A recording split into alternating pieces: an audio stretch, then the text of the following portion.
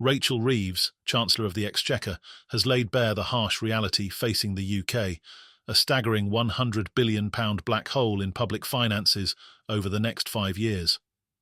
This fiscal crisis, which Reeves attributes to the disastrous economic management of the previous Conservative government, casts a long shadow over Labour's ambitions to restore economic stability and growth.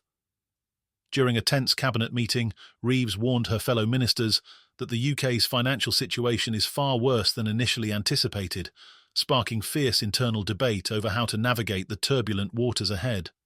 Reeves's revelations come just weeks before her highly anticipated first budget. It is set to be a defining moment, one that will shape the direction of Labour's government for years to come. But before we dive into the details of the upcoming budget and the harsh decisions Reeves is facing, be sure to hit that like button and subscribe to stay updated on all the latest political developments and economic news. Now, let's get into the full story. The scale of the problem Reeves faces is staggering. She laid out the facts in front of her fellow cabinet members. The £22 billion deficit for this year is just the tip of the iceberg. This shortfall will recur every year, and the total fiscal gap over the next 5 years is a jaw-dropping £100 billion. With pressure mounting on Reeves and Labour to stabilise the economy, tough choices on spending, welfare and taxation are inevitable, despite pushback from ministers. Many within the government are particularly unhappy about proposed cuts to in-year capital spending in departments like transport and infrastructure. Reeves, however, remains resolute, insisting that Labour's priority must be putting the public finances on solid footing. Ministers may be feeling the heat, but Reeves has made it clear there will be no backing down. The budget, she says, will reflect the severity of the economic situation and will require honesty with the British people about the scale of the challenge ahead. Treasury insiders have confirmed that the £100 billion black hole is, if anything, a conservative estimate of the financial calamity Labour inherited. Ministers do kind of know that we'll need to fix the black hole every year, said one source.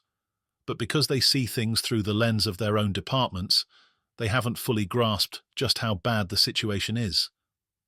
This isn't going to be a budget of giveaways or politically convenient promises. Reeves has warned her cabinet that this will not be a budget where rabbits are pulled out of hats. Rather, it will be focused on fixing the fundamentals and addressing the long-term financial crisis that the country faces. Her message to ministers is clear. There is no room for short-term fixes. The budget will be about making the tough choices necessary to put the country back on a stable financial path. One of the most controversial aspects of the budget is Reeves' likely decision to raise taxes. Among the proposals being floated are increases in employer national insurance contributions, higher capital gains taxes, and a potential hike in fuel duties. Critics argue that these tax increases will stifle economic growth and hit businesses at a time when they are already struggling to recover from the economic impact of the pandemic and Brexit. Yet, Reeves has framed these tax hikes as necessary steps to rebuild the economy.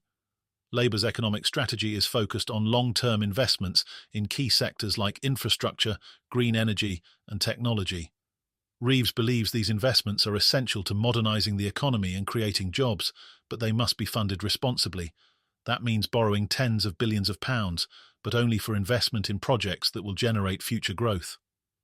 To reassure the markets, Reeves has committed to Labour's golden rule, borrowing only for long-term investment and not for day-to-day spending. This mirrors Gordon Brown's approach during his time as Chancellor, and Reeves hopes that this commitment to fiscal discipline will help keep borrowing costs under control and maintain market confidence. However, with such large-scale borrowing on the horizon, the stakes are incredibly high, and any signs of fiscal irresponsibility could lead to a market backlash. As Reeves prepares to make the tough decisions necessary to fix the economy, she is also facing significant political challenges within her own party. Ministers are already bracing for the backlash that will follow the cuts to public services and welfare programmes. Labour's core voter base, particularly pensioners and low-income families, are likely to be hit hardest by the austerity measures that are expected to be announced in the budget. The opposition, led by the Conservatives, has wasted no time in attacking Reeves for what they see as fiscal incompetence. Conservative MPs have accused Labour of creating economic uncertainty and risking the country's recovery. With Labour only a few months into their term, the political pressure is mounting, and Reeves knows that her decisions in the coming weeks could define her legacy as Chancellor. Adding to Labour's woes is the internal division over reforming the House of Lords. Reeves' fiscal crisis has taken centre stage, but behind the scenes, Labour is grappling with another political minefield. The party's latest attempt to remove hereditary peers from the upper chamber has sparked fierce debate within the cabinet. Some ministers are questioning whether this is the right time to pursue constitutional reform when the country is facing such an urgent economic crisis. Labour has been down this road before, and previous attempts to reform the Lords have failed. Despite Labour's majority in the Commons, the path to reform is far from clear. Some within the party believe that Labour's focus should be squarely on addressing the cost of living crisis and fixing public services, rather than getting bogged down in Lords reform.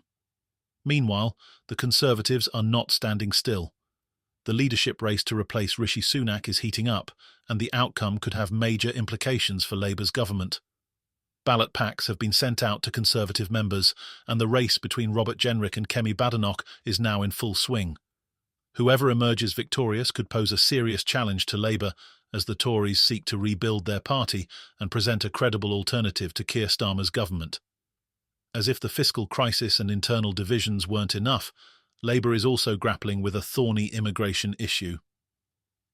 Yvette Cooper, the Home Secretary, is facing a difficult decision regarding a controversial citizenship application from a Middle Eastern individual known only as FGF the applicant, who was a founding member of a political group designated as a terrorist organisation in his home country, has applied for British citizenship after being granted asylum in the UK. Cooper must now decide whether to grant the application, a decision that could have significant political and public relations consequences for Labour. All of this is unfolding against the backdrop of a looming fiscal crisis that threatens to overshadow everything else. Rachel Reeves's ability to navigate this storm will determine the future direction of the UK economy. Will she be able to fix the £100 billion black hole while maintaining the confidence of voters and the markets? Or will Labour's plans falter under the weight of economic reality? The stakes couldn't be higher. As tensions rise within the cabinet and Labour's critics circle, the Chancellor's upcoming budget will either be a turning point or a stumbling block for the government. Ministers are already positioning themselves for the fallout, and the public is eagerly awaiting answers.